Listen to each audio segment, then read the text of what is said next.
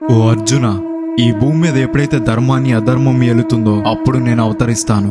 ఒకరోజు నారదముని మహర్షులందరూ వైకుంఠంలో ఉన్న విష్ణుని కలిసి కలి ప్రభావం వల్ల ప్రజలు పాపాలు చేస్తున్నారు, వారిని రక్షించాలని వేడుకుంటారు. అప్పుడు విష్ణువు గౌతమి ప్రవాహంలో చందనపు పేటికలో నౌకపురి చేరుకుని అక్కడ అవతరిస్తానని చెప్తాడు. కొంతకాలం తరువాత నౌకపురిలో చందనపు పెట్టి నదిలో కనిపిస్తుంది. దాన్ని బయటికి తీసి చూద్దాం అనుకుని దగ్గరికి వెళ్లేసరికి మాయమైపోయేది. ఒక రోజు ఆ ఊర్లో వృద్ధ బ్రాహ్మణుడి కల్లోకి విష్ణు వచ్చి, కలి ప్రభావం వల్ల మీరు నన్ను చూడలేకపోతున్నారు. తెల్లవారుజామున నది స్నానం చేసి మంగళ వాయిద్యాలతో నౌకలో నది మధ్యలోకి వెళ్తే గరుడ పక్షి వాలే చోటు ఆ పెట్టె కనిపిస్తుందని చెప్తాడు. విష్ణువు చెప్పినట్టే తర్వాత రోజు ఆ ఊర్లో వాళ్ళకి పెట్టె కనిపిస్తుంది. ఆ పెట్టి తెరిచి చూస్తే లక్ష్మీ సమేత విష్ణుమూర్తి కనిపిస్తాడు. ఇక్కడ ఒక ప్రత్యేకత ఉంది. స్వయంభు విగ్రహాలన్నీ శిలా రూపంలో ఉంటే ఇక్కడ మాత్రం ఎర్ర చందనంతో చెక్కబడిన విగ్రహం ఉంటుంది. వేం అంటే పాపాలను, కటా అంటే పోగొట్టే వాడని అర్థం. ఈ రెండూ కలిపి వెంకటేశ్వరుడని పేరు పెట్టి నారదముని నౌకపురిలో గుడిని నిర్మించాడు. నౌక అంటే ఓడ. అలా కాలక్రమేణా నౌకపురి ఈ రోజు వాడపల్లిగా మారింది. ఏడుకొండల వెంకటేశ్వర స్వామి